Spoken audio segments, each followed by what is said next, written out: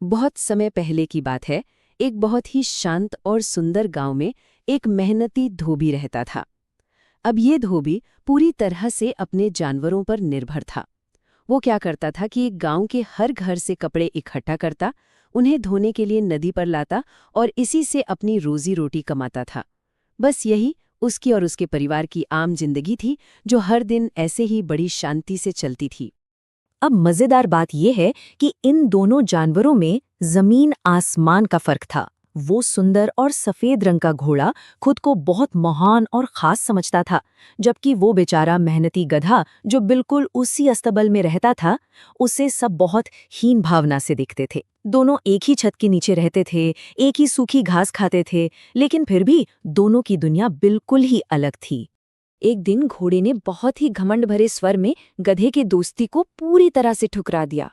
उसका पूरा ध्यान सिर्फ और सिर्फ अपनी बाहरी सुंदरता पर था। सोचिए, उसने गधे को गंदा और बदसूरत कहकर कितनी कड़वी बातें कही। उसने कहा कि उसे गधे की बदबू बर्दाश्त नहीं होती। सच में, किसी भी अच्छे दोस्त को ऐसी बातें बिल्कुल नहीं कहनी चाहिए, है ना? वहीं दूसरी ओर हमारे प्यारे और थके हुए गधे ने उसे बड़े प्यार से समझाने की कोशिश की। उसने बड़ी नम्रता से बताया कि घोड़ा तो एक बहुत ही आरामदायक जिंदगी जी रहा है, लेकिन वो लगातार भारी वजन उठाकर मालिक का सारा काम करता है। उसकी आवाज में गुस्सा नहीं था, बस एक दोस्त की पुकार थी। और बस, घोड़े की सबसे बड़ी कमी यही थी।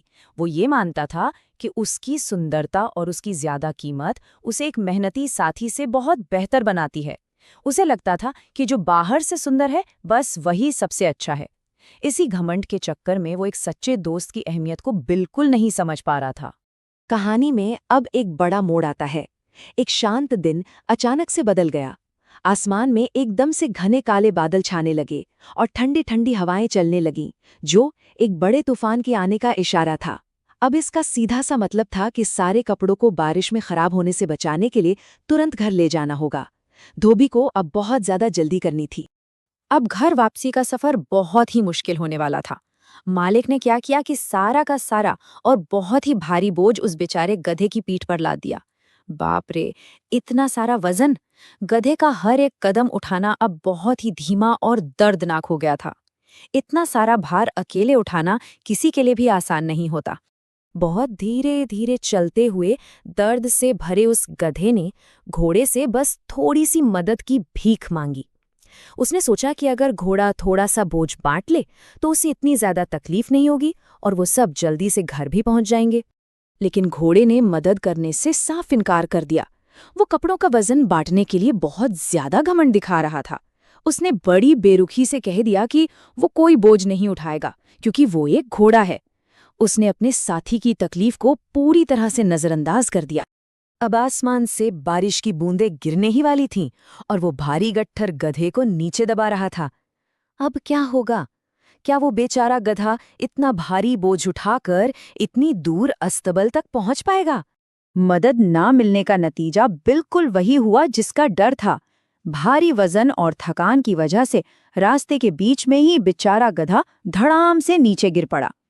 वो पूरी तरह से थक चुका था और उसका नन्हा शरीर अब थोड़ा सा भी वजन नहीं सह सकता था। गधे को ऐसे अचानक जमीन पर गिरा देखकर मालिक पूरी तरह से घबरा गया। वो समझ गया कि ये बेचारा जानवर अब एक कदम भी आगे नहीं चल सकता। लेकिन वो साले कपड़े तो घर पहुंचाने ही थे, वरना वो बारिश में पूरी तरह भीगकर खराब हो जाते। अब उसे तुरंत कोई ना कोई तरकीब निकालनी थी। और अब देखिए क्या होता है। मालिक ने गधे के ऊपर से सारे कपड़े उतारे और उन्हें घोड़े के ऊपर लाद दिया। सिर्फ इतना ही नहीं, उसने उस घायल और थके हुए गधे को भी उठाया और उसे भी घोड़े की पीठ पर बैठा दिया। जो घोड़ा एक छोटा सा कपड़ा तक नहीं उठाना चाहता था, अब उसे कपड़ों के साथ साथ गधे का भी पूरा भार उठाना पड़ रहा था। यहाँ एक बहुत ही बड़ी सीख छुपी है। घोड़े के अंदर अहंकार यानी बहुत ज्यादा घमंड भर गया था। इसी घमंड ने उसे अंधा कर दिया था और वो ये भूल गया था कि एक अच्छा दोस्त होना और दूसरों की मदद करना कितना जरूरी होता है। इतने भारी बोझ के नीचे धीरे धीरे चलते हुए आखिरकार घोड़े को अपनी उस बहुत बड़ी गलती का एहसास हो ही गया। उसने दयालुता और मदद करने के बारे में बहुत ही कठिन तरीके से एक बड़ा सबक सीखा। उसे समझ आ गया कि दूसरों की मदद न करने का भारी परिणाम उसे ही भुगतना पड़ा। अगर उसने पहले ही थोड़ी सी मदद कर दी होती तो ये नौबत नहीं आती।